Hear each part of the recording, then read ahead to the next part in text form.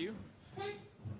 All right, so we have a couple of public hearings that are going to happen tonight. I'm going to tell you what they are, and then we have a series of announcements and a couple of presentations. So we'll try to get through as quickly as possible. Today we have the public hearing regarding emergency tree hazard in Tapan, and then we have a public hearing regarding the devices in public rights of ways following that immediately. June 5th, we have a public hearing for Galway Bay for a PAC district. And also on June 5th at 8:15, we have a Town Plaza 2 zone change continuation for moving the line from industrial to commercial. June 26th, we have 3 scheduled. We have the Point at Lake Tapan proposed a PAC district over next to Blue Hill Plaza. We have Cassie Girl LLC, which is trying to go to R80. And we have the performance standards for odor and particulate matter continuation for that. That's all on the 26th of June. Some other further announcements. The 29th Annual Equipment and Products Exposition is coming Wednesday, May 23rd, a week from tomorrow, at the Orangetown Highway Department. That's from 10 a.m. to 2:30 p.m. Some cool highway-style equipment will be there. We said that. We're going to go over some of the Memorial Day events we have going on in town coming up, because this is the last meeting beforehand. On May 27th, the Sunday, the Walkway of Heroes in Tapan, 10 a.m. is the Memorial Day ceremony. Then on May 28th, the Monday, the watchfires go on from 9 a.m. to 11 a.m. That's not correct, either way. There's the watchfires on actual calendar Memorial Day, which is the following Tuesday, I believe. Then on the 28th Monday, there is a Palisades ceremony at 9 a.m. over with the John M. Perry Post. They also have a parade in Spark Hill that steps off at 11:30 a.m. from the firehouse and ends over at Depot Square. Pearl River's Memorial Day Parade on the 28th starts at 10:30 a.m. over by the CVS and heads down Central, ending with the ceremony at Brownsdorf Park. The Blauvelt Lions have a Memorial Day ceremony at 12 p.m. on the Monday in Lions Park.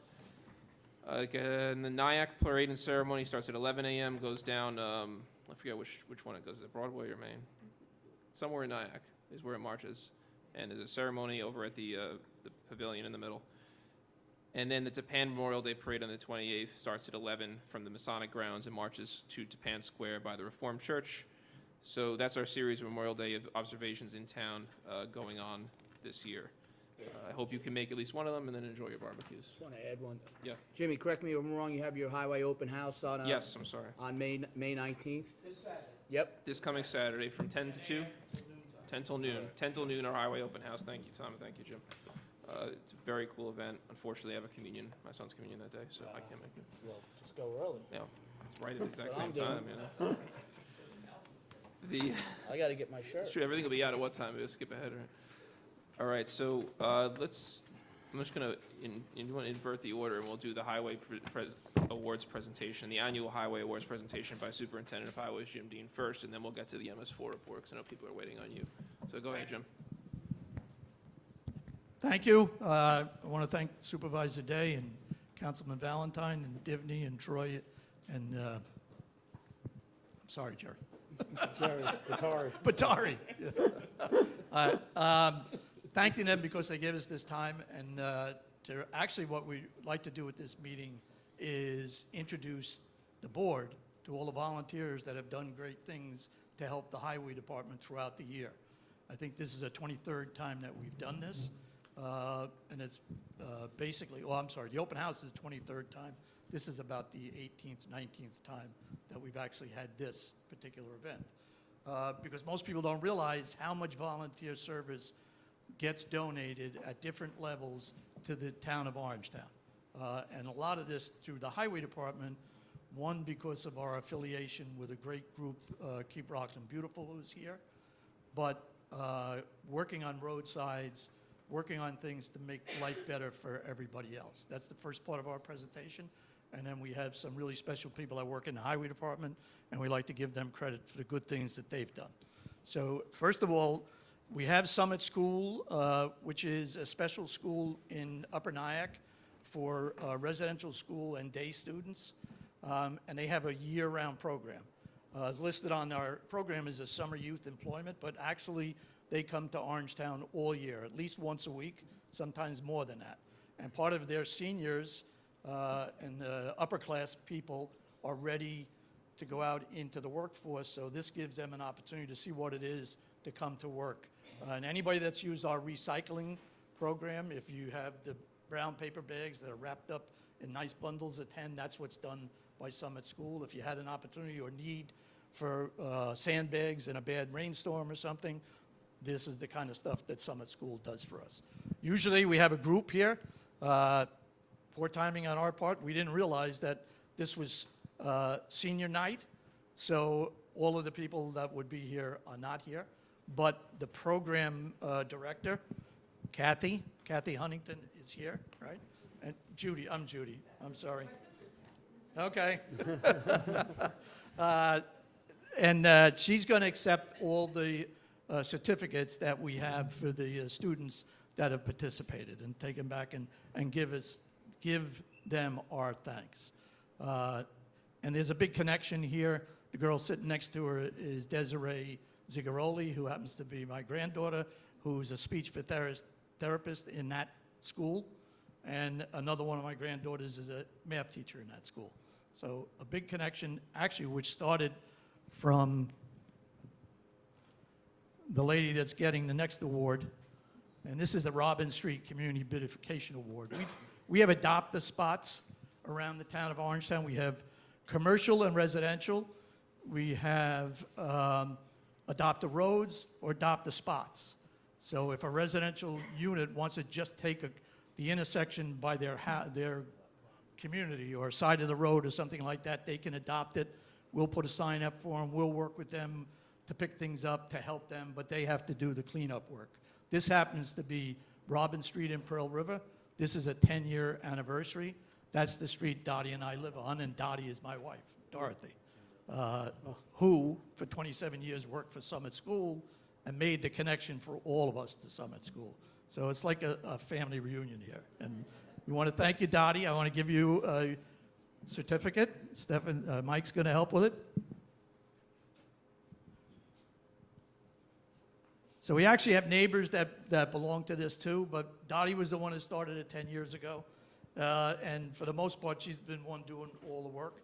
Many times I had to send water and food out to her, but she didn't want to come back to the house. She loves staying in the circle. And we happen to have probably almost a quarter of an acre of grass in the middle of our circle. It was one of the first big planted subdivisions. So, no, you didn't mow the lawn, but I want you to take this, please. Can you get up and we get a picture?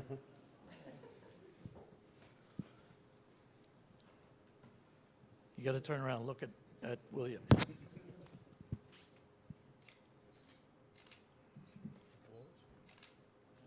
Thank you. And by the way, William is my grandson. And I have a couple grandsons and other relatives, daughters and son-in-laws here. So we made sure we stacked the crowd. But that's part of what we do, try to give recognition. We have, I think, 12 different levels of adopt-a-spot around town, and it works out pretty good. And you know, the town gets a good benefit from the people that are willing to give their services for this. We also have Community Beautification Awards, and we give that on a commercial basis and on a non-commercial basis, a residential basis.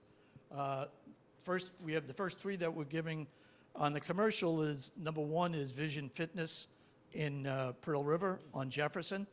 They've done a beautiful job of landscaping the front based on some new work that was done there also.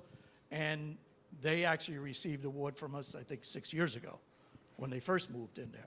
So we do appreciate it. Do we have, yeah, here we are. Okay. Joe, I want to give you,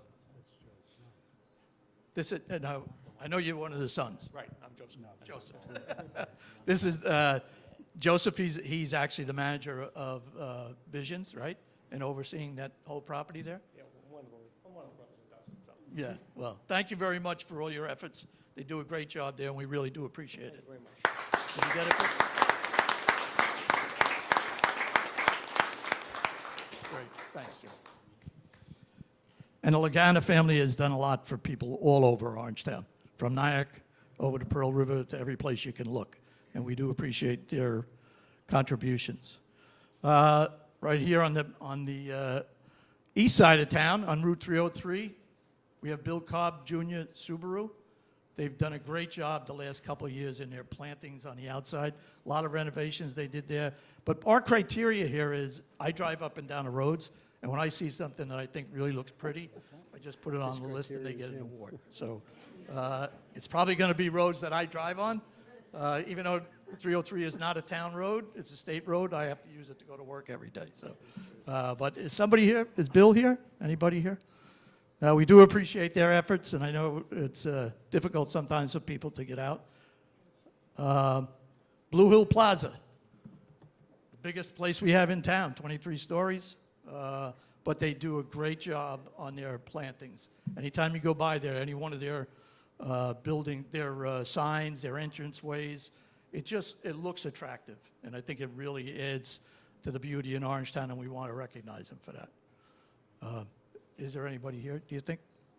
No. Okay. And then we have residential units. This is on Central Avenue in Pearl River going down the hill. Just one block up from the TD Bank. Beautiful. The picture doesn't even show how really it stands out. So is Lisa or Michael here? Mace? There they are. Okay, great. Thank you. We kind of surprised them with this. I took this picture the end of last summer. I really haven't had a chance to talk to you about it, but thank you so much, Lisa. Thank you. We do appreciate it. Looks nice.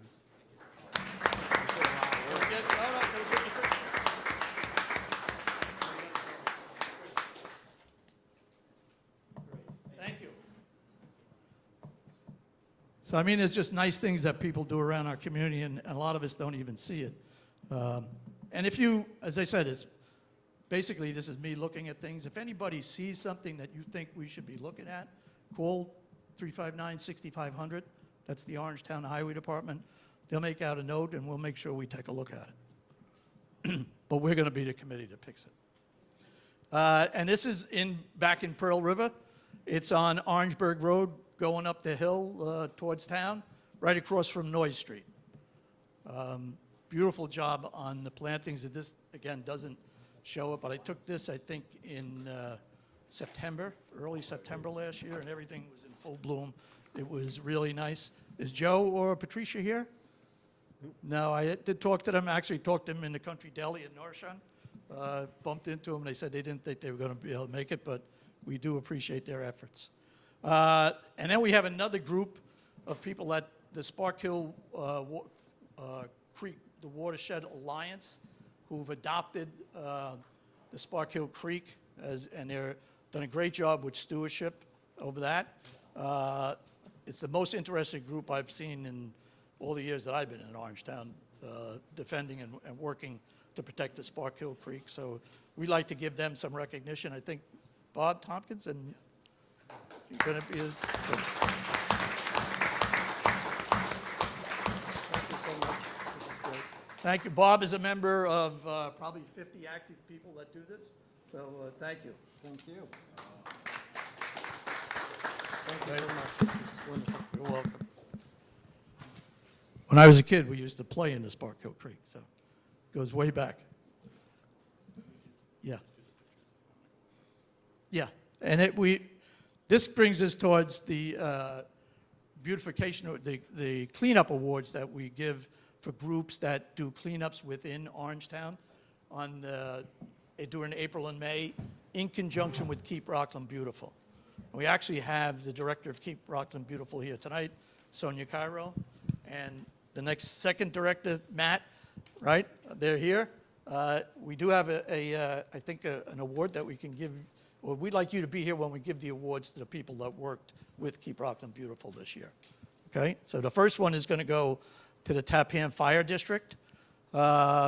It's called the Tappan Cleanup, but basically it's the members and their relatives and the people they could drag in for the Tappan Fire Department. They not only do great volunteer work, they form look at the size of the cleanup crew. And they did a great job in the Tappan area, and we want to thank them. And whoever wants to come up to accept this can, but it's really George Garrett is the guy that we have on the top of our list.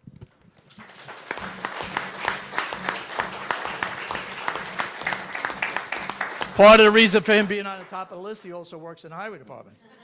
So. Great. Thank you, George. I really do appreciate your efforts.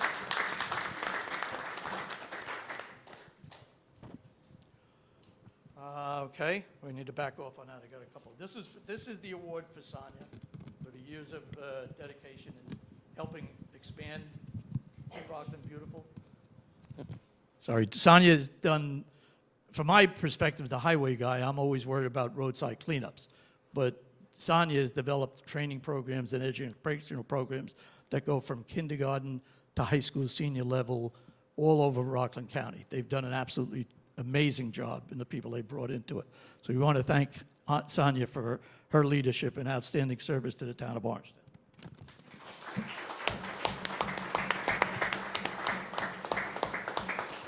And Kevin, and we also have this, I'm sorry, Kevin, we're stuck right behind Sonia. But I know how much you support her and actually move her along.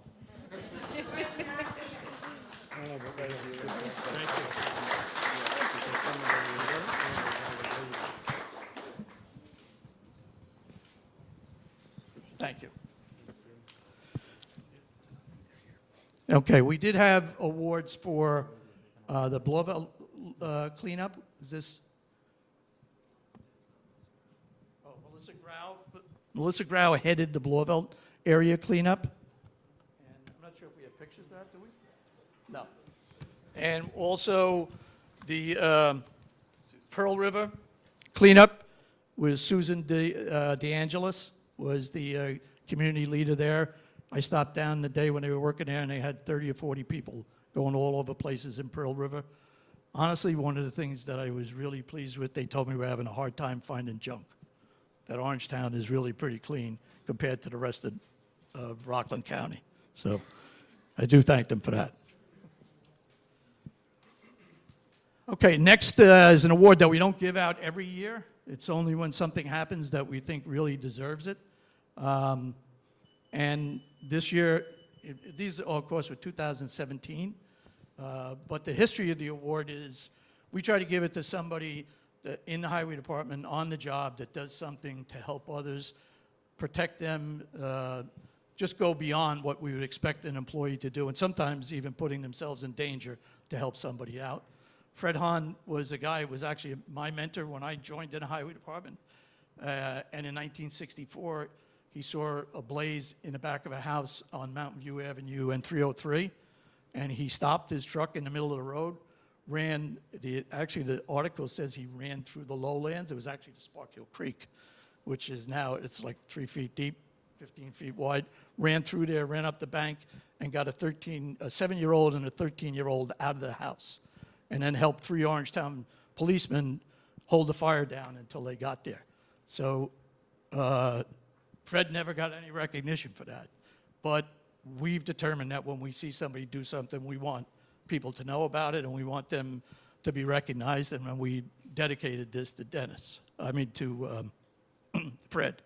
So this year, we have 2, actually, probably our most junior members of the department, but also both volunteer firemen who understand the value of helping other people. Always a high priority for us when we're looking for new people. So Peter Byrne and Clark Heffernan.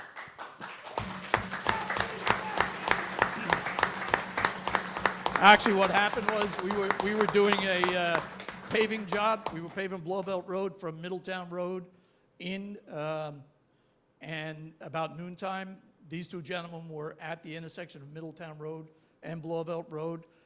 The road was closed completely, so they were there to direct the traffic to get our trucks in and out and to make sure nobody got in our way. And I guess while they were standing there, somebody stopped at the light and then all of a sudden surged ahead, drove between them, right towards, they hit that pole in the middle of the parking lot in front of the gun range, I'm sorry. And the car started smoking. Both of them ran over. first called their supervisor, said we need 911, and they had to get somebody to cover the intersection. They ran over, they got the individual out. Fortunately, there was no serious injuries, but it was that kind of, there's an issue, I got to take care of it, that we wanted to recognize because we think they really did a great thing. They're going to be added to that list, to that plaque. That's at the Highway Department. Since 2004, we've had 1, 2, 3, 4, 5, 6, 7, 8, 9 people awarded this award for 4 different instances. So it doesn't happen all the time, but when it does happen, we want you to know how much we appreciate your efforts. This is Peter Byrne, and this is Paul Heffernan. Both gentlemen, families long involved with the Orangeburg Fire Department and the Tappan Fire Department. And Camp Venture. Well, let me get in there.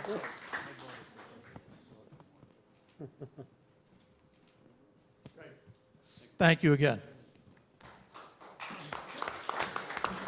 Also, we had something a little bit different. Well, this year, actually, we have 3 people that hit the 30-year mark. One of them, at least, I know is out working now because we had some trees and wires, roads that we had to block off, and things that we had to take out of the roadway. And that's Carl Barn. He's got 30 years in. William Bodenstab, he's got 30 years in, and Joseph Italiano. And they're going to tell me they're not here because they have to go to work early, so they don't go out late at night. They tell me that all the time.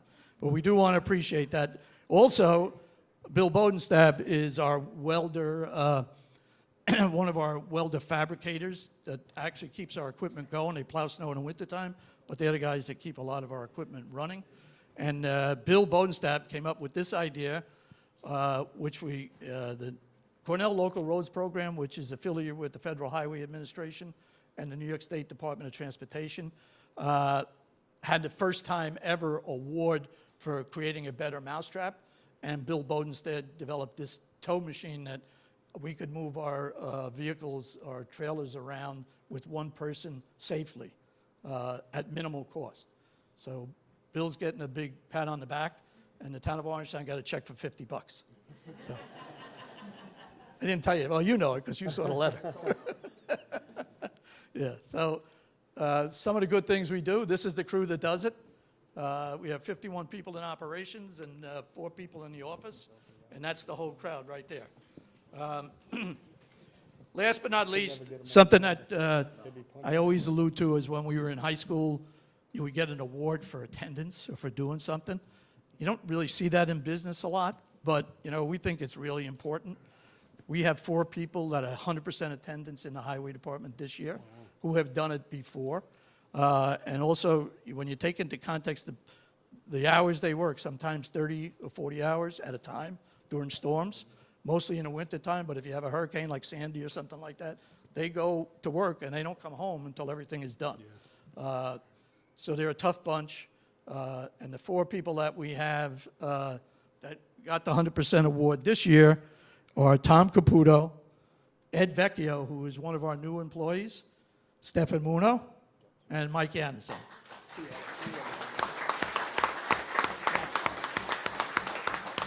I think this is probably the 20th year out of Mike's 40-year career that he got it because I started counting. Nobody counted before that.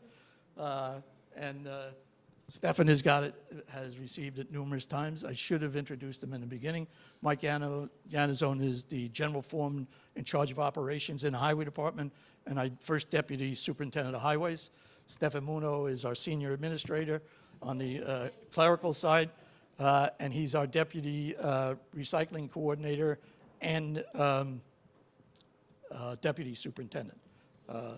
And he's the kid, and he's been us about 15 or 16 years, right? So we really do appreciate that. And one last thing, those 4 represent about 18% of our workforce that had perfect attendance, and we had another 18% that had less than 2.5 days off. So they're coming to work and they're doing their job, and we really do appreciate it. And I do thank the town board for giving us this opportunity. Thank you, Jim. Congratulations to all you did. It's great work. I'm just going to go ahead and just slightly modify the agenda, and we're going to go to the public comment portion. But if anyone wants to get up and you're here for the awards only. Feel free to stand up now. We're not going to call recess. We have refreshments. There's refreshments in the back. I'll just give you a brief pause so you don't feel like you're interrupting things.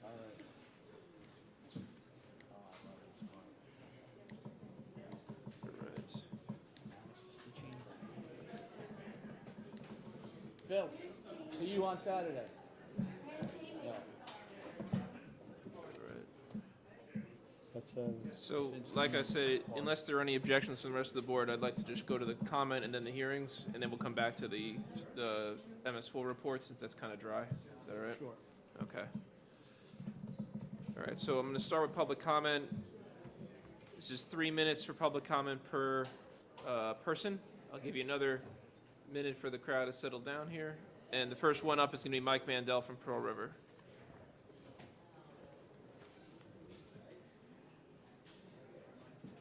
If you want to give it another minute, Mike, don't feel like you have to rush into it. Just let the doors get cleared out there. Okay. should we shut the back We doors? get the back doors shut. Would someone mind just so the sound doesn't carry through for the folks in the room? You're good. It's on. Thank you. All right. Ready? Yep. Go ahead. There we go. Okay.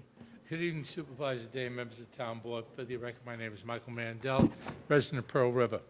I just want to thank the board in regards to Resolution Number 10, memorializing the opposing the release of Clark and Shakur. It seems that, especially for those of us who worked the streets of the city back from the mid-'60s to the early '70s, when the Black Liberation Army, the BLA, the FLAN, the Puerto Rican Liberation Front, and the Weather Underground were out there, not only setting up ambushes, setting bombs and booby traps, that we lost quite a few people during that period. So that you have come with that memorializing, especially on today, which is National Police Day. I really want to thank you, and I think everybody, all the other members of law enforcement in this town also thank you for taking that issue. And it appears that our governor doesn't seem to feel the same way. He's more interested in naming the Tappan Zee Bridge, which was named after a Native American tribe, and the first Dutch settlers after his father. So, I guess he has better things to do and not care about us. Regarding two resolutions coming up, number 19 and 22, the town has done a great job helping us over the past years. I want to thank the Parks Department, the Police Department, and the Highway Department for assisting us in the running of the Carnival and the 4th of July fireworks. And just for everybody's information, the 4th of July fireworks are run by a group of volunteers. It's a non-governmental, nonprofit organization, the Pearl River Parks and Activity Committee. We raise the funds by collecting the money in front of ShopRite, sending out letters to members of the community.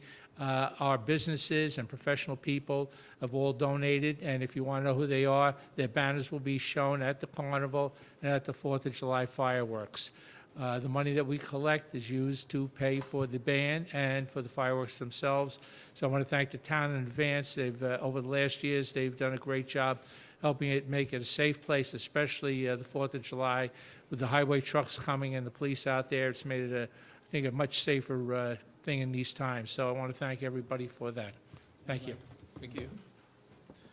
Next up, we have Brian Campbell of Pearl River.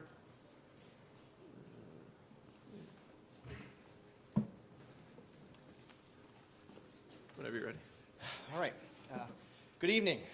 Just a very brief introduction as to who I am. So I've been a resident of Pearl River for the past 39 years. I'm responsible for a family-owned business here in Pearl River since 1985. And I'm also the current president of the Pearl River Chamber of Commerce, an organization for whom I represent tonight. First and foremost, I want to take a moment to thank the town board for all of its support. As a member of the Pearl River Chamber for the past 5 years, I appreciate the relationship that the Chamber has with the board and the impact that our relationship has had on the community, both businesses and residents alike. So thank you. Tonight, I'm joined by several of our local business owners and residents, some of whom will be speaking this evening. Our objective is to request your assistance to revitalize the Pearl River Business District. Once upon a time, people used to walk up and down the streets of Pearl River, stop into one of several retail stores, and grab a bite to eat at one of our many restaurants. It was also a town where kids grew up, went off to college, came back, and eventually bought a starter home and began a family of their own. Today, not so much. Unfortunately, we lack the foot traffic necessary to support our local businesses. As a result, we've had a number of businesses close their doors and an increase in the availability of commercial real estate space. As for starter homes, there are fewer and fewer of these properties available. And short of living with in their parents' basements, we also lack affordable alternatives, forcing our quote-unquote kids, now young adults, to leave Pearl River and search for something that we currently don't have. However, we believe there's an opportunity to change the current trend through revitalization efforts. Several of our neighboring towns and villages are currently undergoing revitalization projects that focus on providing an innovative mix of commercial and residential uses centered around transit hubs and linked together with pedestrian amenities to address challenges similar to those faced by Pearl River. Although we may be several years behind schedule, there's no time like the present to focus on these opportunities. As a Chamber of Commerce comprised of volunteers from the business and residential community, there's very little that we can do to undertake this initiative. And that's why we're calling upon the town board for assistance. Our intention is not necessarily to suggest a particular solution. Our objective is to request your assistance in the identification and evaluation of potential options and the implementation of a viable strategy. Thank you. Thank you. Thank you. Next up is Kevin Hardy of Pearl River.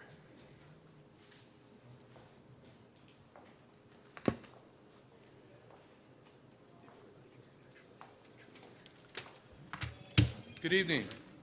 My name is Kevin Hardy, and I am a Pearl River resident, business owner, and past president of the Pearl River Chamber of Commerce.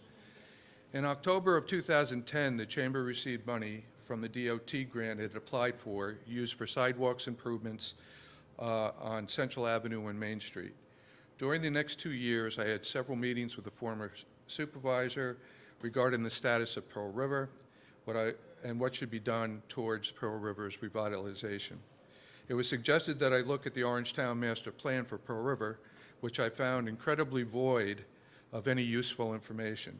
I believe that other than the completion of the sidewalks, there has been no substantial improvements in Pearl River in our town. I bring this to your attention because during the same period of time, particularly in the past 5 to 10 years, our neighboring towns have been moving full bore in the area of revitalization in the communities. An article on April 6th, this past April 6, 2018, the Journal News reported about Suffern's new 92-unit apartment project on Orange Turnpike, along with the sale and renovation of another 48-unit complex near the train station. The article reported that the country is in the midst of a transit-oriented development. Very important. Nyack is another example of positive growth. There is currently 3 housing projects in Nyack: a 40-unit building on the corner of Main Street and Midland Avenue, the Pavilion site on Franklin with 130 units being built, and another building on Gedney with 50 efficiency 1- and 2-bedroom units. Speaking with the newly elected mayor, Don Hammond, he emphasized to me the importance of transportation being central to any revitalization plan. Nyack has received several grants and retains their own grant writer. One of the grants given under that was awarded was under the Transportation Alternative Program, or TAP, again through the DOT. Clarkstown has been involved in its own revitalization early on. The recently completed Main Street in New City is a beautiful example of those efforts. They have now completed a comprehensive study of the Nanuet area centered around the Nanuet train station. This study is available on their website and was paid for by another grant issued through the New York State Research and Development Authority. Last month, I, along with other chamber members, met with officials at the IRG facility. During that meeting, they stated one of the greatest challenges in attracting new companies to the campus was the lack of affordable living space for young professionals. The long and short of it is this: that in most other of our surrounding towns, they are actively exploring and addressing issues that promote growth through the redesign of their towns, including improvements to roads, sidewalks, facades, zoning, and other affordable living space that attract younger people. Pearl River is ideal for this type of transformation. We have transportation, excellent schools, an ideal location and proximity to New York City, and room to grow. It is, at this time, it's time to take action. Our town has been lagging behind. I, as a representative of the chamber, ask you as the leaders to pick up the ball and run with it. Thank you very much. Thank you.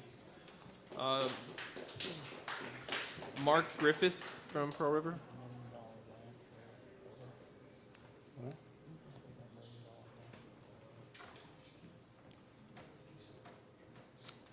Supervisor Day, members of the board, thank you.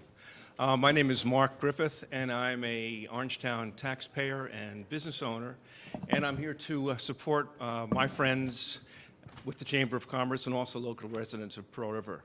I live across the border in Chestnut Ridge, but my heart is still in Pearl River, and my family's been there for many, many years, just after the Civil War, I think is when we started. I think at this point in time, many of us in town look around and say, what can we do to improve our town? What things can the residents do? What can the merchants do? And right now, we're really excited because we have a very active Chamber of Commerce. And a lot of the members are here tonight just for that reason. We'd like to work with government. We'd like to do some planning and see what some good ideas are for towns, for our town, in terms of developing areas that could use some planning, because frequently the planning boards don't do any planning at all. They do reaction. So we'd like to say, let's sit down, let's work with our government and concerned residents and see what we can do. Thank you. Great, thank you. Kathy, I have you next, but you want to speak at the hearing about the trees? Is that more appropriate? Is it a little more time to talk to then? Okay. And someone else who signed in, Esther, did you want to speak in public comment or on a hearing? Okay, so then you can step up then, since you signed in the wrong sheet, but you were next then. Go ahead.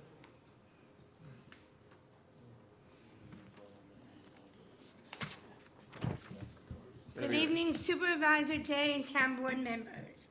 My name is Esther Ann Baitler, and I'm a consumer who lives at the Kathy Lucas Independent Living Center in Spark Hill. Tonight, I'm here to address all of you who approved the daycare center in Orangeburg. That is dangerous. Would you want to put your grandchild next to a CSX train? You gotta be kidding me. Jerry Brittari was the only one who spoke against it. Thank you, Jerry. But I think it's totally wrong. A daycare center should have been put on the Rockland site grounds. Putting a daycare center near a railroad station is bizarre. And Dennis, you of all should have never approved it. Would you want to put your child in danger near a CSX train? I ask you, I'm mortified that some of you approved it. It's really not right. The other thing I just wanted to address, you talked about highway awards. I find it embarrassing year after year after year that Venture never gets recognized. You guys gotta be ashamed. Venture is one of the best agencies, and they never get a beautification award. We should have gotten it for Esther's Way and Esther's Brush Shelter. It's wrong that everybody else gets it and Venture people act evasive on the issue. It's really embarrassing. Dennis, you should know that. You're on the board. I think the board should come together and discuss how they should be given a beautification award. It's really not right that you people don't look up on it. We have some of the finest programs that no other agency has. And it's only because of me that Venture has grown. We have people who work out in the community in jobs like myself. And I work through Geronio as well, at Five Guys and Nanuet. But it's really not right that no one speaks up that Venture should get an award from the Highway Department. Thank you, Esther. I don't know how to get through to you guys about it. Thank you. Is there anyone else who would like to go into public comment?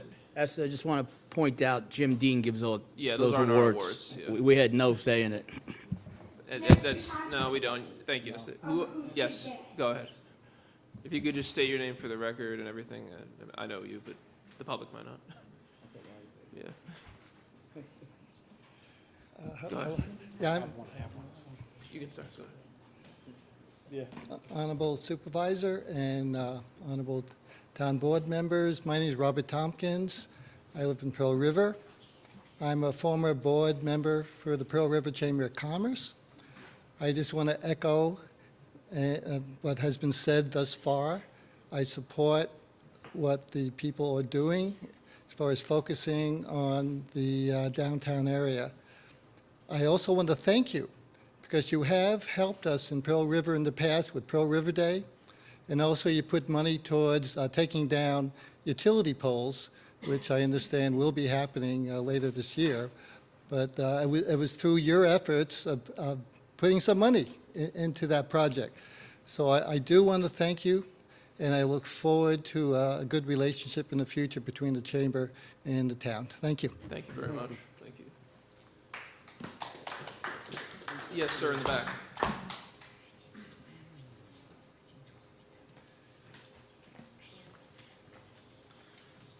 Hello. All right. Thank you for having me tonight. Matt Orgel from Gentle Giant Brewing Company, the new brewery in town, and we're happy to be open. And just want to say that everybody's been great for including us in the community, and we look forward to serving everybody and trying to make Pearl River and the downtown area as inclusive as possible and trying to beautify the area as much as possible if there's anything we can do. You know, from the town perspective as well as our perspective, working in collaboration together to maybe try to bring some more green space and beautiful streetscape to the area. You know, that'd be a good thing, I think, for everybody and more inviting to people in general. And I think myself and my neighbors up and down Main Street as well as Central Avenue, everybody's very welcoming to the item that I'm speaking of, and you know what? I think that's all I have to say, and I appreciate it for your time. Thank you. Have a great Thank day. Next, yes.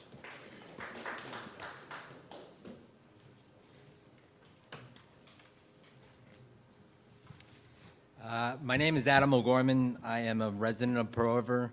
I grew up in Pearl River, went to Pearl River High School, St. Margaret's School, taught in St. Margaret's as well for 2 years. And just like Mike said, that Pearl River used to be a place of gathering, not so much anymore. I'm also a commercial real estate broker. I represent a couple landlords down in Pearl River on the leasing side. And one of the things that, you know, that I get from possible tenants that come into the town is they come on a Sunday when they to view a property, and they said, wait a second, this is Main Street. Why is there no one on Main Street? So I asked that the board start looking into the possible transit-oriented development, such as some of our neighbors have, especially down south in New Jersey, especially Park Ridge. Park Ridge is, they approved a development of 240 units that is also going to be, that's mixed use with retail on the bottom and apartments up top. One of the pushbacks that I get from certain residents in other towns when it comes to development and overdevelopment is the stress on the school system. One of the things that they said for the 200, or one of the studies that was done for the 240 units down in Park Ridge is that there was, out of 240 units, 16 school-age children would affect the school system. So with Pearl River being such a great school system, the people that are looking to be in these developments are not family people. They're more millennials, people who are downsizing, and people who want to really live in the town that they grew up in, that went away to college and want to come back. And especially since that we have the train station at our disposal, why don't we use it? So I do ask the board that that a study be done, because my belief is that the town really needs it. Thank you. Thank you. Thank you. Anyone else for public comment before we get to the two hearings? Okay, great.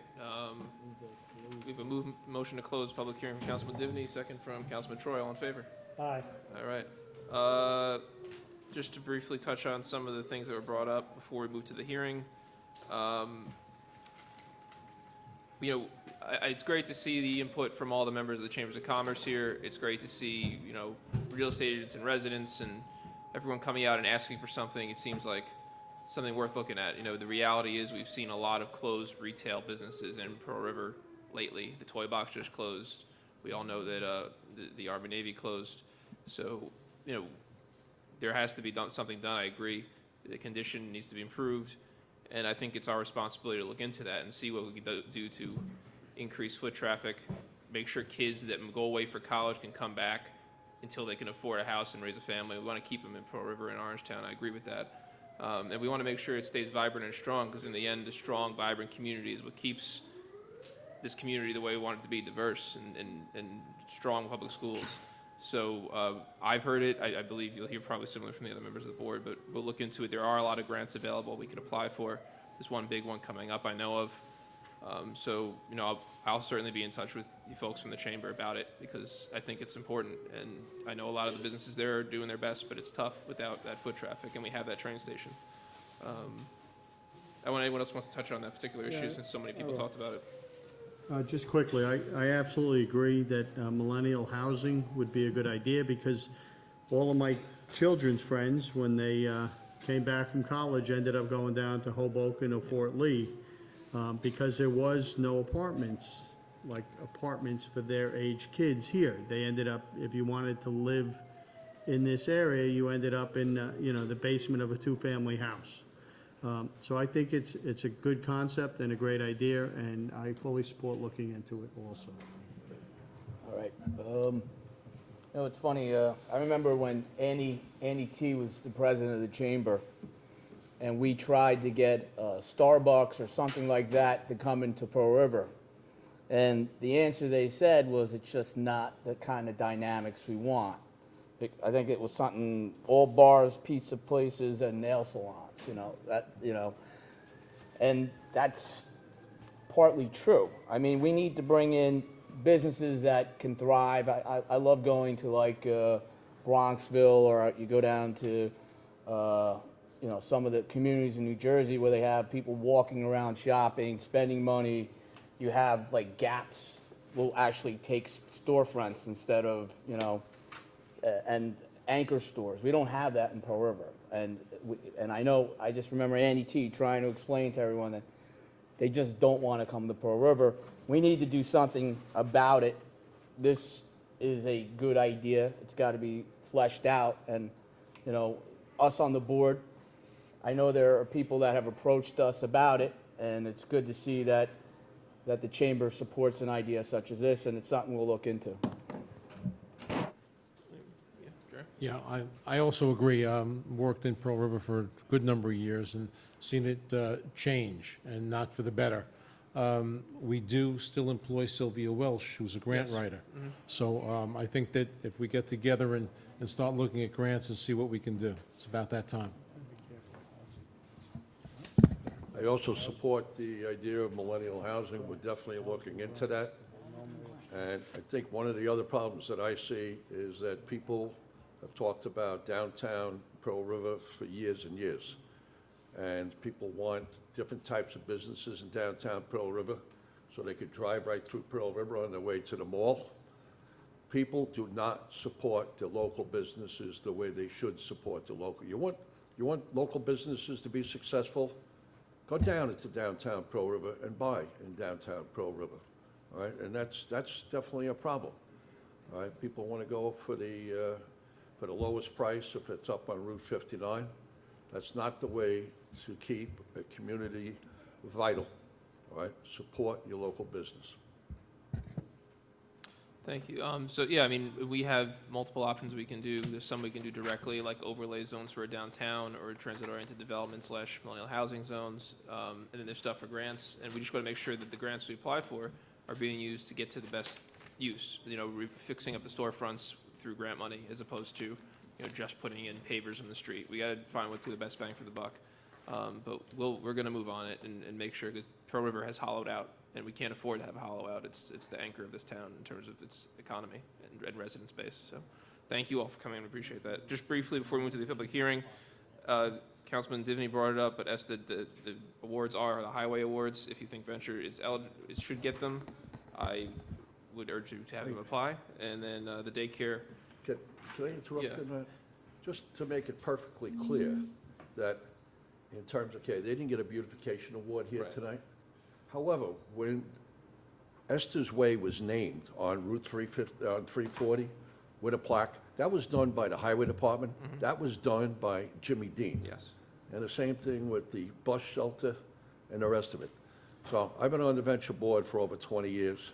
Venture has gotten a lot of support from the members of the board here, all right, and from the town particularly. So it's depending on how you look at things. I agree. Adventure is a worthy organization. It's gotten a lot of recognition for being so worthy. And the daycare, you know, we're not putting a daycare anywhere. We don't have the option of forcing someone to put it on RPC. And when my daughter moves on to a actual preschool, I will look at anyone in the area, including that one, because I know plenty of people who live the same distance from the tracks in their own personal homes, which is why, in the end, we voted to allow someone to put it there if they wanted to. Do we have any other comments that were responsive? I think that was pretty much it.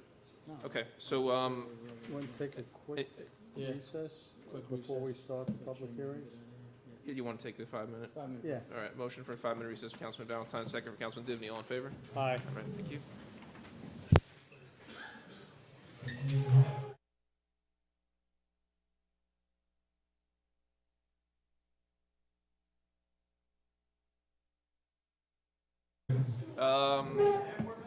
And our recess is, to move back in out of recess again, I forget, is that automatic? I always forget that one. All right, they have a motion to go out of recess? All right, motion for Councilman Troy, second for Councilman Batari, all in favor of moving out of recess? All right, great. So the first public hearing, we're gonna get the public hearings, then we'll go back to the MS4 report, then we'll go back to the rest of the agenda items. Public hearings, I move to, so there's some slight changes so everyone's tracking on the agenda. Basically, for the emergency tree hazard, there was a change in information from the arborist. Originally, the arborist had said that it had been, or the arborist for the property had said that it should have been dealt with to a degree to make it safe. Based on new information that kind of came out from that arborist today, we're not going to cancel or adjourn the hearing. We're going to have the hearing and then move as appropriate from the information from that. So I move that we open the public hearing for the emergency tree hazard. Is there a second? I second. Councilman Valentine, all in favor? Aye. Okay, and, sorry, Kathy, did you want to speak first? And let me see if I can get this.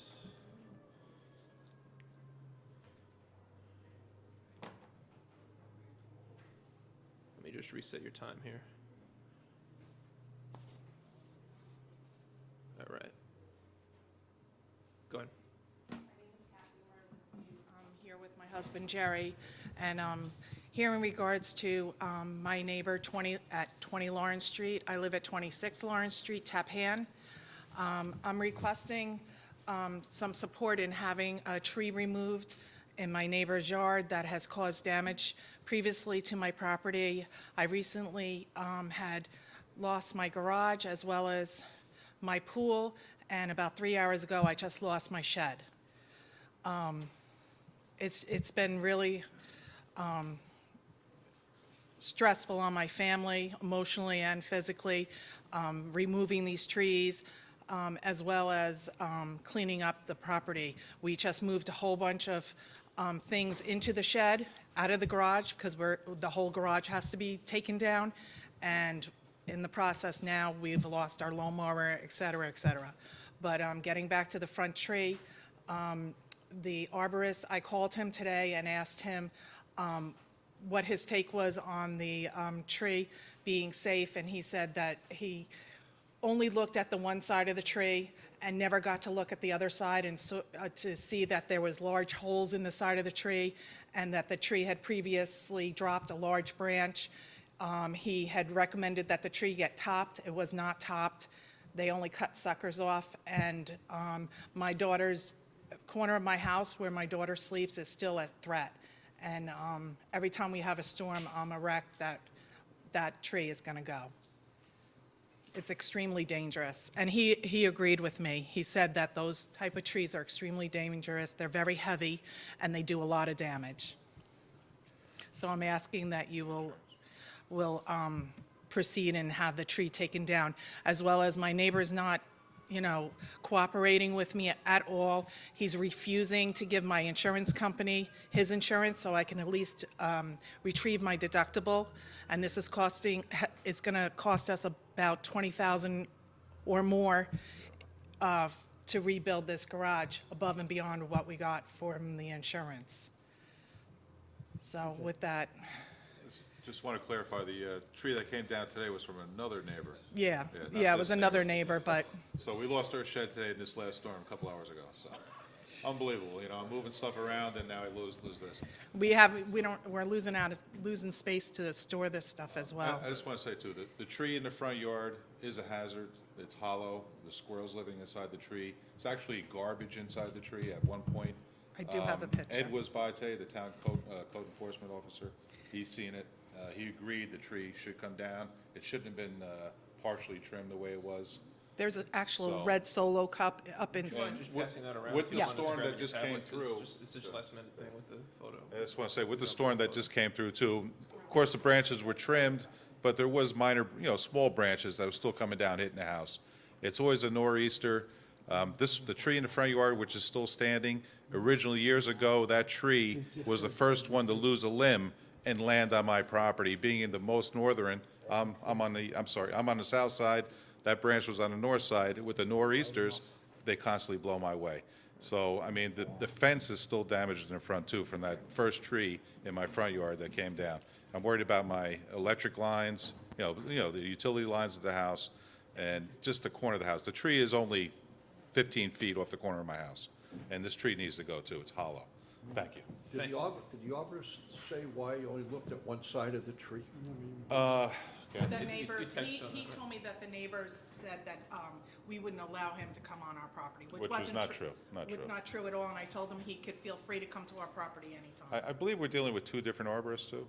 There were two involved. There was the one that from the Well, property owner. and you Yeah, were one who also actually did the work and one who was giving you the letter, I No. believe. No? No. It was the Okay, same I arborist take in that this back. case. Yeah, this I'm there was sorry, two I'm wrong. previously. But, Okay. all right. Well, thank you very much for your. Okay. for Thank you very speaking on much. this. Appreciate it. Is there anyone else here coincidentally to speak on this public hearing? Okay, so I move we close the comments. Sure. Oh, wait, hold on. Let me just talk it through before we close it. So the situation we have is that the property owner on the offending property, they're engaged in a court issue already, court enforcement with us, but they haven't been moving to do anything. Finally, we moved to set up this hearing, which would authorize basically the town through my office to hire someone to deal with the trees ourselves and then bill his taxes. He's taken down 2 of the 3 offending trees. The third one, the original report by that arborist, which was why we originally were saying we were probably going to close this because the initial danger situation was removed. This is only for danger, was that's enough to deal with it. The new information we're presented with today is that the tree is actually not in a proper condition and should have been taken down at least further, if not entirely. So my concern is, one, is that assuming that's all correct, which, again, we can easily verify, if it's a hazardous condition and the hazardous condition has not been remediated, I believe that it would make sense to address it. But then again, I don't want us to get unnecessarily involved in, the things on private property. So if it's not hazardous, we shouldn't, which I think is a fair standard.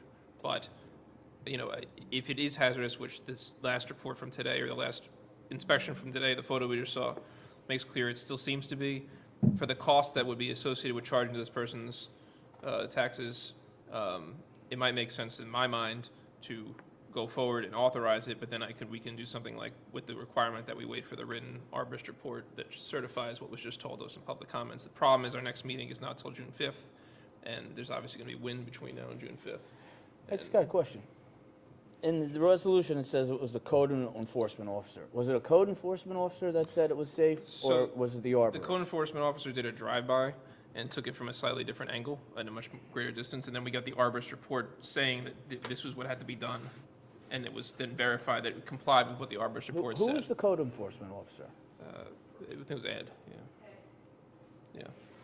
So he basically what- went by what a did- combination, what did- what he what the verified, arborist he said. did what the arborist said, he didn't verify it was safe. He verified that the arborist originally said was done, and it was to a degree at least. Well, But- he can, I had an arborist report as well, and he examined all 3 trees fully and re-examined them again a year later and said that they are dangerous, they need to come down. All 3 trees were I would have diseased. stopped, got out of my car and looked at the tree. He's due in court on Tuesday,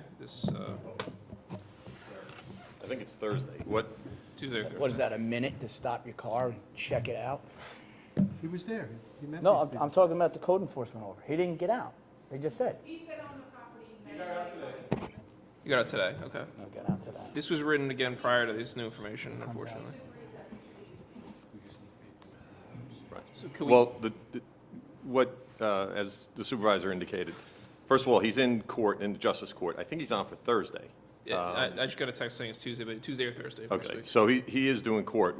I think there has been a significant change since the last time we were here. I actually drove out there myself with Barbara Gianta because she's prosecuting the case. And, 2 of the trees were completely taken down. And this third one, they trimmed. Again, I'm not an arborist, I'm not an expert, but it did appear trimmed. My suggestion all along has been to, encourage the property owner to do it himself. He has completely remediated 2 of them, obviously, which is good news.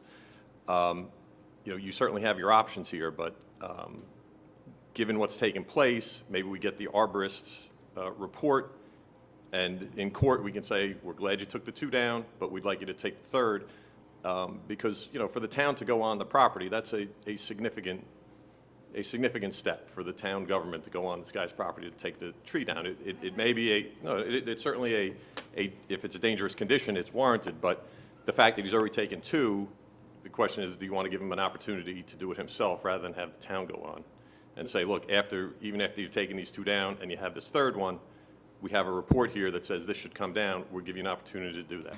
That's up to Can you. we do that in like a thing where we authorize it and then use judgment by our team on the scene and my office and Jane to make sure we know, so we have tools at our disposal ready, and then we can not do it if we feel it's not necessary on Tuesday or Thursday after the court hearing? No.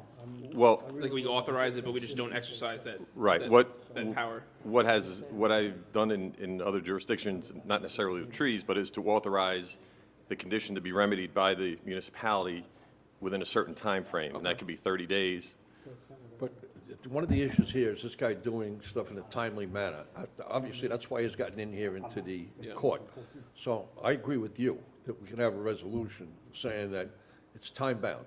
If he does not get it done, it's based on the arborist report. If he doesn't get it done, and I wouldn't give him 30 days. It's a thing where you have court on Thursday, you get the arborist report, and then you should have it done within a week. That's fair. That's your call. I got a question, I'm sorry. So it appears like we have dueling arborist reports, right? So, initially, so we had So whose arborist report are we going to, if, like, did the town have their own? Or if his arborist says, the tree's fine, they trimmed it, I don't see it should come down, and these fine folks are saying, their arborists are saying, look, it's dangerous, it could crush their daughter's bedroom. just to correct that slightly, because going back and forth on this issue, there were 2 arborists. One was hired by the folks who spoke, one was hired by the property owner. the one who hired by the folks who spoke basically said they all should be taken down. The property owner said one can be trimmed, the other two should be taken down. So at one point, they all agreed. The property owner's arborist. The property owner's arborist. Now, they use the actual property owner's arborist this time, brought him to their property and had him looking from a different angle. And he's saying, actually, this needs to be more done to the tree than what he originally Okay, said would have so to be it's- done. all right. So it's actually the guy whose property's arborist now is saying, well, now that I've been brought on from this angle, I'm looking at it closer, you need to do more to this tree. And it brings it more in line with their original arborist were saying before. So that's why we were originally going to ask, because they So both it kind of is agreed. his arborist. It is now his that's arborist who's saying to do all more, right, yeah. That sheds a different light. That it hasn't gone, this is, So we have a report. yeah. We don't have a report. Okay. Yeah. I think we need to see a written report from that arborist, Yeah, obviously, before we if act. we can see the, No, we'll, right. So, I think maybe, listen, he's in court next week, whether it's Tuesday or Thursday. Thursday, nice to have the report on So Thursday. I would think we'd have a report on Thursday, or have the arborist be called in on Thursday to testify to it in some sense. Look, if we have the report and it indicates it should be taken down or further action should be taken as part of the prosecution, we could certainly bring that up and say, look, in order to be in compliance with the code enforcement officer's directive, which was basically that these are dangerous trees, again, assuming the report says that either it should come down or it may say it should be topped, or I think I heard, whatever the word might be, whatever the remedy may be, we can make that certainly a condition of the resolution of the case in court, number one. And number two, adjourn this till the 5th. And at the 5th, authorize it, if he doesn't do it between now and the 5th. I mean, frankly, it's whatever it may be. Again, his arborist may say top or whatever it is. But now he's saying that after seeing the other side, he didn't realize the large decay on the other side of the tree. So, I mean, I don't know, I don't know why the property owner's not here. He got, Right, you think the certainly got property owner would be notice. here, but he was noticed. But I would recommend that after you get the report, I wouldn't necessarily do anything until you got the report. I don't know. I think maybe we could authorize it with those caveats on it for the timeline, because that way we can act like within a week of the court hearing. It would be sooner. Otherwise, it's a week and a half after. I was looking at the calendar and given the, Because there's a big gap. the timing, my suggestion would be to give him until June 1st to address it. And if it's not addressed by June 1st, the board will authorize action pursuant to 24C 15B. So we're authorizing that today and vote, Well, and not having it continued here on the 5th then. I think. my recommendation would be to wait for the written report. I'm not that I don't trust the folks, Give but, authorization based on receiving a written report. right, and if it's ambiguous, Can we, you'd have to come. can we put in a resolution saying, contingent upon receiving a verifying arborist report or something like that, Well, again, we don't have the report, so we don't know have it. exactly what Say he's we- going we to have say. We would receive it and have to verify the condition of lack of safety. Yeah. The issue is that when there's multiple in conflict, right now, until we have another, the reason it was clear that there's a hazard that rises to the level of this law we're invoking essentially, which is a much more aggressive thing than the standard process of going to court and forcing through that process. When they're in agreement, it's a stronger footing to be on, to go onto private property and take action, or where they are in agreement, I'll say. So if that arborist comes in and says, cut the tree in half, and yours said take all three down, we would say, let's cut the tree in half. That sort of thing. It's the conflicting arborist issue or experts issue for this. They told him if all three trees are not taken down, he will be fined $5,000 per tree by the trial date. Can Right, that's coming up. Has that Why does been- that change? has that been? No, that doesn't change. That doesn't change. That doesn't change. There's no, the trial is a separate issue. That's a triple, the separate issue. Yeah, but The emergency look, remediation we're doing, just, again. I it's think probably- what's getting lost here is 2 trees have been completely removed. Yes. So it's not like nothing has taken place. I'm not unsympathetic to that situation. The fact that he has done at least those 2, again, if we get that arborist report and can say, look, even your arborist is now saying that this should be taken down, if he says that, then proceed. And we would do that with respect to both the criminal matter and this matter. And this has nothing to do with the fines or the court proceedings or the demand at the court that he take all 3 down. This is, so I guess, what would the thing we would vote on then to theoretically, to basically issue a notice that he would have until, to remove it by June 1st, or the town board will move to act and remove it there where we're not really having another hearing on the 5th, we're just voting on? Well, you know, my recommendation would be to wait to the 5th. I would wait till the 5th, too. And, you know, he's in court. Again, if we get the arborist report, you know, it's there. Again, why he had the 2 removed and not the 3rd, I don't know. It seemed that would be the easy thing to do, right? When they were there. $500 to remove like 5 trees. But again, this is not a, again, in my opinion, the town going on the property is not something to be taken lightly. He's addressed the 2. I think if you give the, you know, certainly the opportunity, and we say to him in court with a written report from his own arborist, look, you got to take it, we're glad you took the 2 down. That was certainly progress. And, you know, now you have to take this 3rd one. And if he doesn't, you know, you're in the same position. I mean, in my mind, we're in a different position than we were before. Right, when we Before, were there were going to get rid of 3 the whole thing, dangerous trees, dangerous situation. He's completely eliminated 2, down to the stump. So, you know, again, this 3rd one, again, may in fact be dangerous. And you know, I'm not doubting it presents an issue. But again, it's since been trimmed. If the arborist will give us a written report, then the town can decide what it wants to do. Okay. What do you think, Trey? If you get a written report at trial, at court this week, can the court mandate that it be taken down? They can't. The court can't order him to take it down. We can, as the neighbor indicated, make that a condition, saying, look, you're facing up to a $5,000 fine. If you take it down voluntarily, we'll reduce the fine. The fact that he's addressed the 2, and again, up until, you know, a couple of hours ago, it was possible we were going to cancel this Cancel the whole hearing thing, yeah. because he took 2 completely down. And again, up until a couple of hours ago, we had competing arborist reports.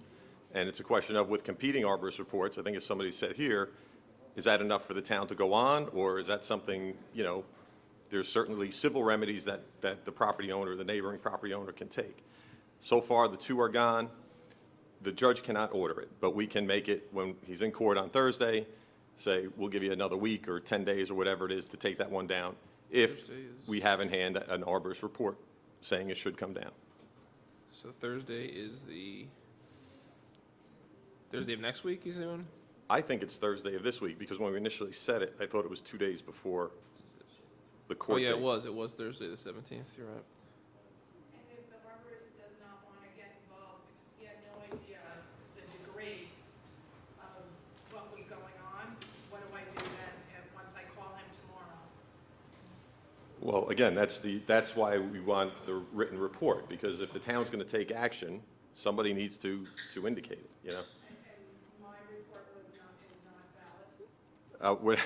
We're not saying it's not valid. His initial report said that one didn't have to come down. So I guess So- it would be good to have at least the contact info for this arborist, so we could take the speak guy's to tree him. down. I don't think we could take the guy's tree down unless we can prove that it's dangerous. It's on his property. The 2 that were dangerous, he took down. So if we have to pay for an arborist, then maybe that's, but you can't just, you know, you need proof that it's dangerous. And if one guy's saying it is, and the other guy's saying it's not, are we?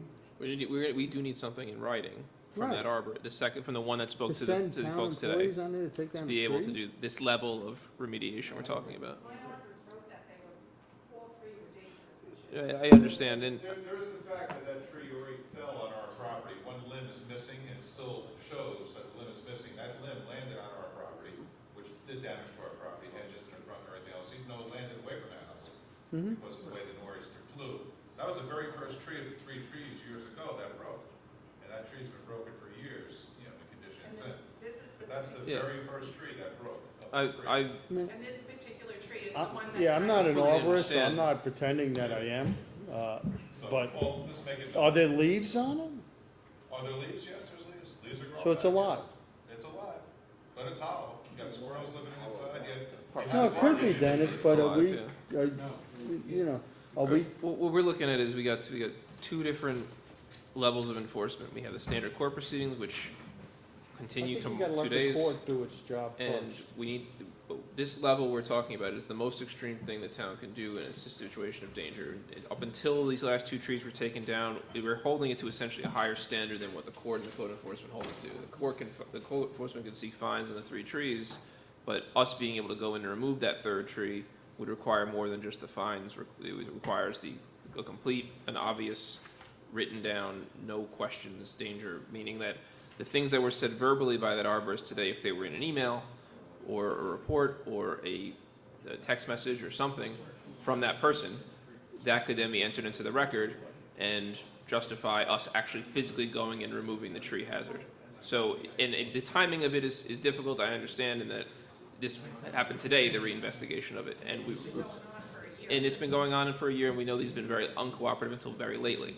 With this hanging over his head, he removed two and a quarter trees, basically, with this proceeding hanging over his head. So it obviously, I see a correlation between us taking this issue on at the town board and him moving in the right direction. I think that it makes sense, given that he's in court, and that we have this to, we can move on literally, if this was authorized on June 5th, we have the written report that puts us in a position where he can't sue us, where he can't question it, where we don't end up having a situation where we're overstepping our legal bounds. And we have that in writing. Again, it doesn't have to be a full report, even just an email confirming what he said to you today. Then on the 5th, we would vote, and the 6th, we would move on and take it down. I mean, it would be an immediate thing. So, I mean, if you continue it to the 5th, again, he's in court between, he's Thursday. in court Thursday. If we have the other report in hand, we could say, here it is. The next hearing's the 5th, as the supervisor just indicated, you're going to do it. It's not Because superseded. you're asking the town to go on his property and cut the tree when there's competing reports. If you have a report that makes it no doubt, then the town board's in a better position. But for the town to go around deciding, whose And the trees to judge cut, may feel that it makes yours- it difficult. The judge may feel that yours supersedes his. Right.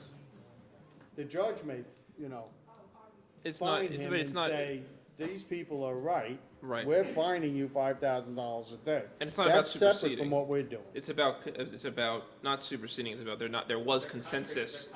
There was consensus, and now there is not consensus. So if we have that in writing, get that to the town, it will help in the court proceedings, which is still ongoing, continues, and then it'll help us in this if he does not move after Thursday's court proceedings to then take the extreme action of going on his property. We can't be in a position as a town of going on property when there's competing things. It's not that one's taking precedence, because the town does believe the one that says to take them all 3 down, we're still pursuing that case in court. This is a next level of proof. It's kind of like the difference between, searching a house and arresting someone. Civil and criminal. Or civil and criminal proof, exactly. So I think, Rob, I get your legal advice here is important, and we were about to cancel this whole proceeding entirely until this new information hit. So I hope, I think that if we're all in agreement, if we hold it over the guy's head while he's in court in the next couple of days, that we're still ready to move in on there as soon, within a week or 2 of it happening. That should Let's be leave it strong. open till Yeah, June leave it 5th. open till June 5th. So we're gonna And continue if he then. doesn't correct it, or the court doesn't take corrective action, and we get proof that the tree is dangerous, then we can. Yeah. Call the arborist and see what he would do. I didn't hire him, so I don't know if he would write a report for me. I only called him and asked him, where did he come up with his findings? And when he explained to me, and I explained to him what was on the other side of the tree, he said, I never even looked at the other side of the tree. So how can you Okay. write a report if you're not So fully let's- examining the tree? What we'll do is, and if we can get that information and stay in touch with my office as you've been, and then we can get that to the prosecution as well, and we can handle it on the town board side, the prosecution side, the code enforcement side. So do I have a motion to continue the public hearing to the June 5th at, we have other public hearings that day, so make sure the right time is correct. Where is it? So June 5th at 8:30 PM. Yes, I'll make a motion. Okay, second from Councilman Divney, all in favor? Aye. All right, so we'll have that ready to roll if we get what needs to happen to make this happen, all right? By the way, we asked about, with respect to the property owner being here, I know I understand he was personally served, the notice was put on his house, and it was mailed to didn't him, come, so, yeah. he did get notice. It was sent Let's by do the that code again and enforcement. make sure we do it the right way again, because we follow the right rules. Okay, so moving on to our next public hearing. We don't have anyone signed in. Before we move to open, Is there anyone here, could show of hands, who's here to speak on the rights of ways law specifically? Okay, so given the information that we've received an exorbitant amount of comment, yeah, so we want to move to, Did we open it? we didn't even open it, All so. right, let's move to open. So what we're gonna, do we want to, do we have to open it? We have to, we noticed it, right? Well, we're gonna adjourn it. We could just continue it to, so the idea basically is that, in talking to Rob, and is that we will continue it to a date to be determined and noticed by the town board, because it's, otherwise we keep bouncing it 1 month, 1 month, 1 month. And we have a lot of changes we're waiting on, and the big changes that just came in, we have to review, so I think it's silly that people keep looking at their calendars every month. All right, I'll move to adjourn to a date to be determined and we. To continue to a date to be determined and noticed, and noticed, is that, and noticed by the town board? And Okay, renoticed. so that's been re-noticed by the town board. All right. So that's Councilman Divany's motion. Second from Councilman Troy, all in favor? Aye. Okay, great.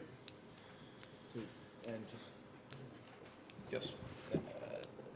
I know there was no one here to speak on that hearing, but we can't have people speaking out without going to the microphone. Yeah, no, It's the a microphone hearing. was an issue, yeah. It's a hearing, we got to adhere to procedures that we've set, because if we allow people to speak out after they've spoken, it's not a hearing, it's a free-for-all. Yeah, no, you're right. The issue with all the last minute information, that was a little looser than normal, so we'll try to tighten it back up next time. Moving on to number 6. So 4, 6, that was 4, the rights of ways. 5 was rights of ways. 6 is the accept petition, request for zone change and circulation. Oh, wait, hold on, we have to do the MS4 report, right? We'll run through this adjournment in 10 minutes. What about, you want to do this, then go back to MS4? Okay. All right, accept the petition for the circulation of the BNE Real Estate Group for Lake Tapan Phase 2. Move. Move. Councilman Divany, second by Councilman Batari, all in favor? Aye. All right. 7, related to the public hearing date, which is June 26th for the point at Lake Tapan. Move. Councilman Divany, second by Councilman Troy, all in favor? Aye. 8, acceptance circulation for Kazi Girl for the LIO to R80. Motion from Councilman Valentine, second from Councilman Troy, all in favor? Aye. What was that? Am I missing one here? We were missing a 9. That was- Oh, no, the 9 ran off the page, and we're on, it's just not printed properly, but the 9 is the seeker in circulation. The 9 is the, should be setting the date, right? Rob is missing. I have 8 to 10. We didn't set the date, All right, so resolution. because it goes from 8 straight to 10. Set a public hearing. Set date public hearing date on, we already had that written down. on That's, Kazi Girl LLC, June 26th to 8:15. uh, We did circulation, so we're setting. where were those announcements I did? Oh, sorry. There, June 26th at, yeah, 8:15. Moved. All right, Councilman Divany with the motion, second from Councilman Batari. Basically the same language as the other one. Put that down. Aye. Aye from all. Okay, good. 10, memorializing resolution opposing the release of Judith Clark and Motulu Shakur. Before we rush through this, I want to make clear for the record here what we're talking about, so everyone understands the position of this board. Judith Clark and Motulu Shakur, terrorists, one of them, Motulu Shakur, organized the Brinks robbery and a series of other attacks. Judith Clark actively participated in it, which resulted in the murders of multiple police officers, 2 police officers and a security guard. Judith Clark was sentenced to 75 years to life, but was granted clemency essentially by the governor last year, which was a travesty, and denied parole. And now due to a court proceeding, she's being up again for parole. Motulu Shakur is in a whole different system. He actually was eligible for parole based on the sentence originally for his conspiracy sentences. Coincidentally, they're both up for parole at the same time. Now, Orangetown generally is fully opposed, based on my interactions with our residents and all of our interactions, to any release of anyone from the Brinks robbery. And this board previously has passed a resolution opposing Judith Clark's release last year. I think we are all very proud to vote for this resolution and really hope that the parole boards respectively that deal with these two hear us here locally and do not release these 2 criminals from prison at any point. They should spend their entire lives in prison, because the people that they killed did not get to spend any of their lives with their families. Does anyone else have anything they want to say about this issue? I agree. All right. Is there a motion on the resolution? All right, Councilman Vittori with the motion, second from Councilman Troy. All in favor? Aye. 11, resolution memorializing and proposing the renaming of the Tappan Zee Bridge. We're requesting that the governor compromise and include Tappan Zee along with Governor Mariam Cuomo, if that's the governor he chooses to name it after, and keep the signage as Tappan Zee, just like it was for the prior governor who it was named after, Malcolm Wilson. There is a bill actively in the Assembly and Senate. We are the town in which the bridge makes landfall. Tappan Zee has been a very historical name for this town. We have our own high school named for it. We have a hamlet named after Tappan. So we fully hope that the governor and the Assembly and Senate will strike this compromise. Is there a motion on it? I'll make a motion. Councilman Valentine, second from Councilman Divney. All in favor? Aye. All right. Resolution to approve high school funding for project graduation. Moved. Councilman Divney, motion, second from Councilman Batari. All in favor? Aye. Resolution to accept, receive documentation in the town's clerk's office. Is there a motion? Move. Councilman Divney, second from Councilman Troy. All in favor? Aye. All right. Accept and receive and file performance bond for sewer main extension at Marycrest Road, West Nyack. Is there a motion? Councilman Troy, second from Councilman Batari. All in favor? Aye. This is the resolution to authorize RFP for engineering consultant for the ZBA for Aloof Plastics. This is the re-engineering of their filtration unit. I do want to add something as an update on this. We had a meeting with the folks over at Aloof, and they have agreed to review and redesign and implement, at least to start redesigning the system on their own before we force them to, and submit that to us. So they're starting that process now. It was a big step in the right direction. I think they realize that it's time to, work together a little bit. So they've already begun the process of reevaluating and seeing what can be done on their end. We will continue the process in the ZBA, but hopefully this will save both sides time and money and get to a point where the odors are below nuisance levels, as well they should be, as opposed to what our report recently said. So that's just a brief update on that, but this is going to be moved forward anyway, and this consultant would review whatever they submitted, whether it was ZBA or not. So is there a motion? Councilman Divney, second from Councilman Valentine. All in favor? Aye. Great. Let's do, I make a motion to do 16 through 24. These are all aid Yes. to various organizations.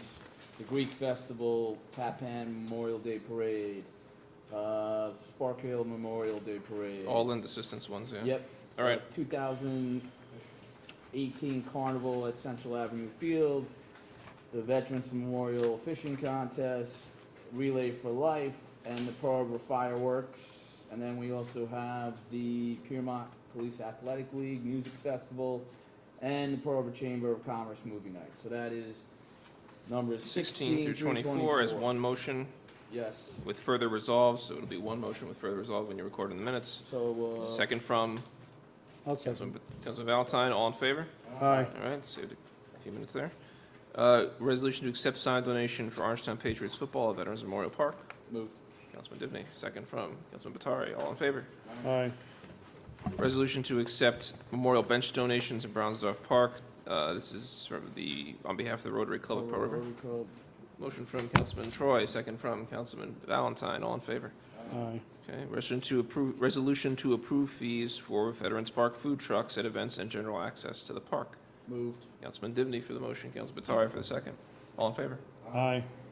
Resolution to, they snuck one more lend assistance in there, on you. You didn't leave them all in. To lend assistance for the Nyack American Legion Parade. You got 28, 21. Is there a motion? Moved. Councilman Divney, second from Councilman Batari. All in favor? Aye. All right. Resolution to approve lend assistance to the Rockland Bergen Music Festival, June 23rd, 24th. Motion from Councilman Batari, second from Councilman Troy. All in favor? Aye. Resolution to extend agreement for our summer camp busing for Chestnut Ridge Transportation. Moved. Councilman Divney, Councilman Troy, seconds. All in favor? Aye. Budget line reallocations, are shuffling some money around to make sure it's in the right amounts from the 2017 budget lines, in accordance with our audit. Is there a motion? Moved. Councilman Divney, second from Councilman Troy. All in favor? Aye. Resolution to award bid for the Cherry Brook Drainage Pipe Rehab, cured in place pipe. Moved. Councilman Batari with the motion, Councilman Divney with the second. All in favor? Aye. Okay.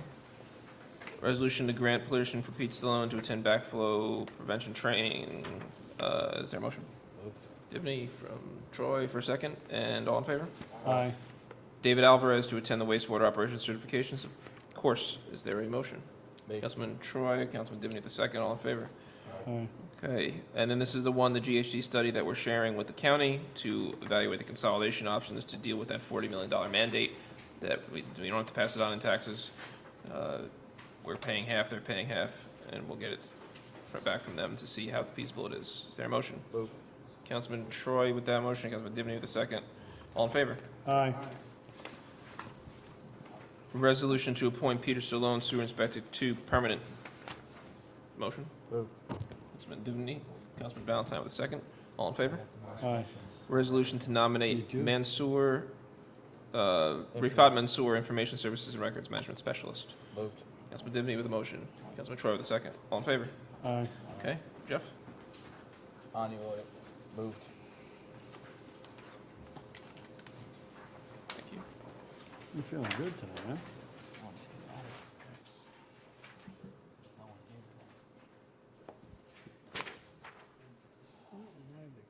Tonight's audit consists of 4 warrants for $2.8 million. The first warrant had 1 voucher for $15,000 for Blue Hill golf cart leases.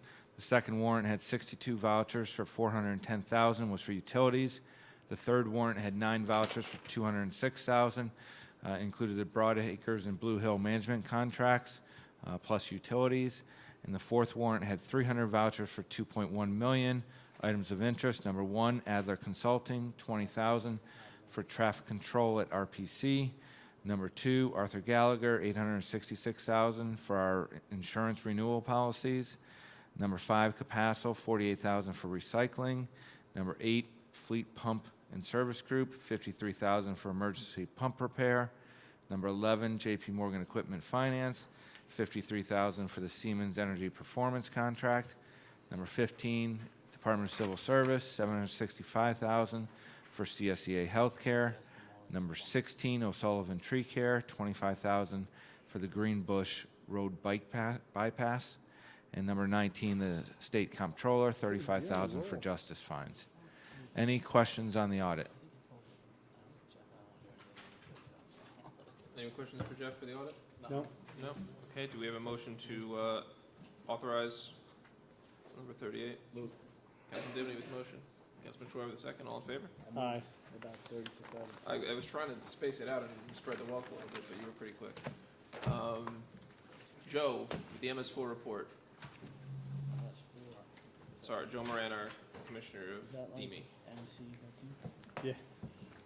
Bumped you all the way to the end, so we've been waiting with Got bated all breath. the time. Now I know how Jeff feels. You got 2 minutes. The town's annual municipal separate storm sewer system draft report is available, also known as MS4, by the way, is available on the town's website now for public viewing. We must adhere to regulations from the US EPA, New York State DEC regarding stormwater discharges, primarily from surface runoff, and submit an annual report and publicly announce its availability. This report applies, and the regulations apply to the unincorporated portions of the town. The villages are their own MS4s, and they must do their monitoring and reporting on their own, and they usually hire consultants to do that. Last year's report is also available on the town's website, and it's in the libraries. Some notable highlights of the report are we had 389 Orangetown residents volunteer from Keep Rockin' Beautiful cleanup days last April. Thanks to all those volunteers, the town has mapped 251 of its MS4 outfalls, which is 99% of our outfalls. We reviewed 19 SWEPs, which are stormwater pollution prevention plans. We televised and cleaned 37,421 linear feet of sanitary sewers, replaced 45 linear feet of damaged sanitary sewers, and rehabilitated 20,803 linear feet of sanitary sewer mains using the cured-in-place pipe method. This is being reported in the annual report, even though this is sanitary stormwater or sanitary sewage as opposed to storm sewage, because it helps to avoid illicit discharges and curtails illicit discharges that could potentially get into the stormwater system.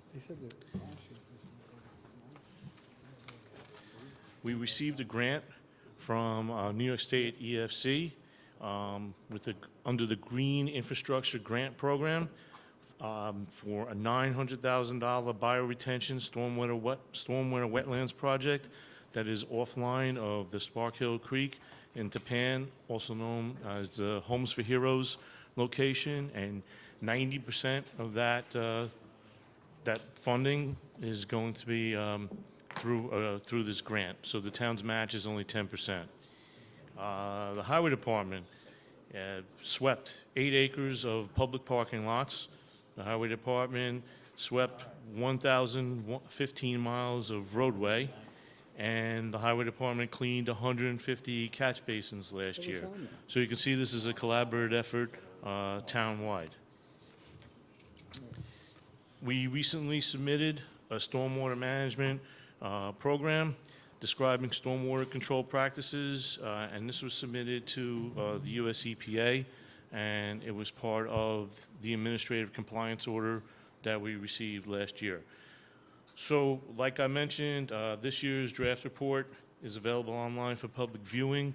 The final report is due to the DEC and EPA on June 1st, and we don't expect any revisions to this report. Does anyone have any questions for Joe regarding this report? Thank you, Joe, I appreciate it. There were 2 last-minute additions to the agenda that did not make it, but they are timely. They have come up before the next town board meeting, so they need to be dealt with. One is to amend the resolution number 243 to set public hearing for Galway Bay for CS to PAC, to make it for June 5th, 2018 at 8:05 p.m. The date was changed. We had too many stacked on one day there, so. Is there a motion for this one? Councilman Valentine, you want to move the Galway Bay adjustment? The public hearing? Yeah, public hearing. All right, so it's motion from Valentine, second from Divney. All in favor? Aye. And the second one, again, I'm reading them because they weren't in the original agendas. To approve, based on recommendations of Superintendent of Highways, Town Board authorizes the Highway Department to lend assistance for Port River Movie Night events scheduled for Friday, June 1st, from 7 p.m. until midnight. That will include the use of 5 garbage cans. Rain date is June 2nd, 2018. Is there a motion on this one? Councilman Troy, Councilman Tari with the second. All in favor? Aye. All right. Do we have anyone we'd like to adjourn in memory of tonight? Anyone who's passed recently? Okay. Do I have a motion to adjourn? Move. Councilman Divney, second from Well, we got something. Councilman Troy. All in favor? Aye. All right. Thank you very much.